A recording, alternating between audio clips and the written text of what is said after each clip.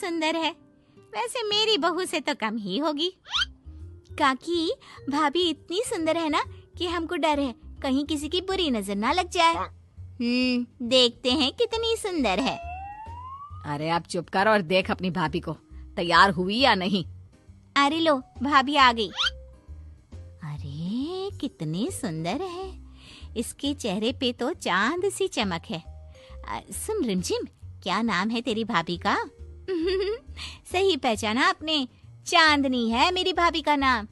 क्या हुआ काकी, मुंह से बाहर शब्द नहीं निकल रहे? यह चांदनी भाभी की चांद सी सुंदरता ने आपका मुंह बंद करवा दिया। हाँ सुंदर तो है, पर सुंदरता से क्या होता है? लड़की में गुण भी तो होने चाहिए। मेरी बहू में सुंदरता के साथ साथ संस्कार भी है। अरे वाह गौतम, सच्ची में तुम्हारी बीवी बहुत सुंदर है। हाँ, एकदम चांद जैसे अलग चमक रही है तुम्हारी बीवी इस पूरी पार्टी में। बात तो तुम एकदम सही कह रहे हो, इस भीड़ में भी सबसे अलग चमक रही है मेरी चांदनी। आज इस पार्टी में तुम्हारी बीवी की सुंदरता ने 4 चांद लगा दिया है। कुछ दिनों बाद जब गौतम की माँ आस पड़ोस की औरतों से गप्पे मार रही होती है। माँ जी, मेरी माँ की तबीयत थोड़ी खराब है, आप इजाजत दो तो क्या मैं और गौतम एक बार वहाँ हो आए? हाँ हाँ बहू, ठीक है, जब शाम को गौतम काम से आ जाए तो अपने मायके हो आना। ये क्या, उसने बोला और तुमने जाने दिया? हाँ, अभी उसने बताया तो सही उसकी माँ की तबीयत खराब है। लेकिन तुमने जाने क्यों दिया? तुम्हें मना कर देना चाहिए था। लेकिन क्यों?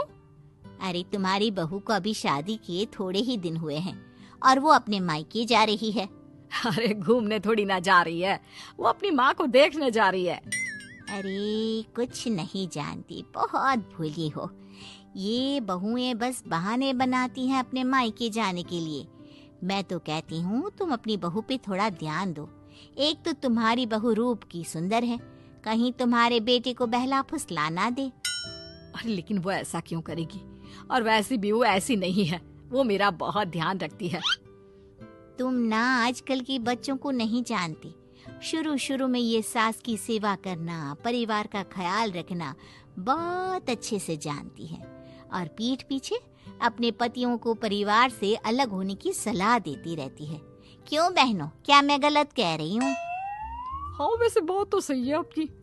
और पता है, मेरी बहन के बेटे की शादी को अभी 1 महीना भी नहीं हुआ और उसका बेटा अपनी बीवी की हर बात मानता है और तो और अपनी बीवी के लिए अपनी माँ से लड़ता भी है। पूरा का पूरा अपनी जोरू का गुलाम बन गया है। तुम्हारी बहू वैसे भी इतनी सुंदर है, ऊपर से पढ़ी लिखी भी है और आजकल की पढ़ी लिखी लड़कियां अपने पति को चिकनी चुपड़ी बातों में फंसाकर अपना काम निकलवाना जानती है। हाँ अरे हाँ, पर मेरी बहू चांदनी समझदार है। हाँ यही तो बात है, तुम किसी के चेहरे पे देखकर उसके दिमाग में क्या चल रहा है वो थोड़ी ना बता सकती हो। और हाँ, अपनी बहू के चांद से सुंदर चेहरे को देखकर धोखा मत खा जाना। अरे जरूरी थोड़ी ना है जो इंसान चेहरे से सुंदर हो वो मन से भी सुंदर हो, क्योंकि चांद पे भी तो दाग होते हैं। थोड़ी देर बाद सभी अपने अपने घर चले जाते हैं। शाम को चांदनी और गौतम घर आते हैं। और बहू, माँ को देखाई? जी माँ जी, अब थोड़ा ठीक है। बहू, अब तुम्हारा घूमना फिरना हो गया हो तो घर के कामों में मेरा हाथ बटाओ। जी माँ जी। मेरा ये घुटनों का दर्द कभी भी शुरू हो जाता है। बहू, लगता है आज सारा काम तुझी को करना होगा। कोई बात नहीं माँ जी, काम ही तो है, काम तो होता रहेगा। आप पहले अपना ख्याल रखिए। ठीक है, अब तो इतना बोल ही रही है तो मैं अपने कमरे में आराम करने जा रही हूँ। अगले दिन सुबह जब गौतम ऑफिस के लिए निकल रहा होता है। माँ, अब कैसा है तुम्हारे घुटनों का दर्द? ज्यादा तो नहीं हो रहा? नहीं तो शाम को चांदनी आपको डॉक्टर के पास दिखाएगी। तुझे किसने बताया? बहू ने इतनी जल्दी तेरे पास मेरी चुगली भी कर दी? माँ, चुगली नहीं, उसे आपकी चिंता है इसलिए उसने मुझे बताया।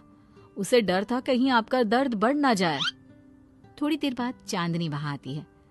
माँ जी, मैं सोच रही थी हम लोगों को अब किसी दूसरे घर में शिफ्ट हो जाना चाहिए। लेकिन क्यों? और अचानक से तुम्हें ये ख्याल क्यों आया? वो माँ जी, मेरी एक सहेली अपना घर बेच रही है और उसका घर गौतम के ऑफिस के पास पड़ता है। और देखिए ना, गौतम को यहाँ से ऑफिस कितना दूर पड़ता है और आपके लिए भी बाजार दूर पड़ता है। अगर हम वो घर खरीद लेते हैं तो हमारा कितना फायदा है।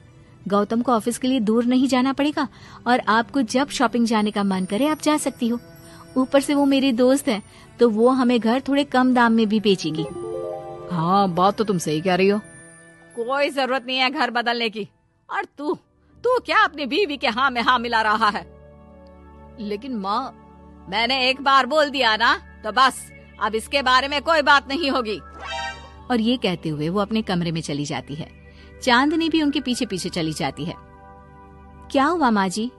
मैं कुछ दिनों से देख रही हूँ आप कुछ अजीब सा बर्ताव कर रही हैं। क्या अजीब सा? ऐसा ही तो करती हूँ। अगर तू मुझसे घर के बारे में बात करने आई है तो पहले ही कह देती हूँ, बिल्कुल नहीं। नहीं माँ जी, घर के बारे में बात करने नहीं आई। माँ जी, मुझसे कोई गलती हो गई है क्या? अगर कोई गलती की है तो डांट दीजिए, बात कीजिए। पर माँ जी, ऐसा व्यवहार मत कीजिए। मैं बिल्कुल बुरा नहीं मानूंगी। और अगर आप अभी बताना नहीं चाहती तो आपका जब मन करे बता देना। मैं बस इतना ही कहने आई थी। कहीं मैं आस पड़ोस की औरतों की बातों में आके अपनी बहू के साथ गलत तो नहीं कर रही? और वैसे भी वो सही तो बोल रही थी। उसने मेरे और गौतम के बारे में ही तो सोचा। वो हमारे बारे में इतना सोच रही है और मैं दूसरों की बातों में आकर उस पर शक कर रही हूँ। कुछ दिनों बाद काकी गौतम के घर गौतम की माँ से मिलने आती है। और गौतम की माँ कैसी हो? मैंने सुना तुम घर बदल रही हो। हाँ, वो वहाँ से गौतम का ऑफिस पास पड़ता है ना, वहाँ की तरफ ज्यादा सुविधाएं भी है। लेकिन इतनी जल्दी तुमने घर कैसे ढूंढा? किसने बताया? मुझे भी बताओ, मुझे भी अपना घर बदलना था। ये चांदनी का आइडिया था, उसी ने घर ढूंढा। देखा, मैंने कहा था ना, इसने अभी से अलग घर ढूंढना भी शुरू कर दिया। देखो, इसमें मेरी भी रजामंदी है। और तुम क्या मेरी बहू की जासूसी करने यहाँ आती हो या मेरा हाल चाल पूछने? मैं तो बस। और एक बात मेरी ध्यान से सुन लो, मेरी बहू भी सुंदर है, उसका मन भी उसी की तरह सुंदर है। और एक बात, चांद में दाग जरूर होते हैं, पर जिस तरह आसमान के सभी तारे मिलकर चांद जैसी चमक नहीं दे सकते, उसी तरह मेरी बहू चांदनी की सुंदरता और खूबियों की बराबरी तुम्हारी या और किसी की बहू नहीं कर सकती। कहने की जरूरत नहीं। काकी कोई भी जवाब दिए बिना चुपचाप वहां से उठकर चली जाती है।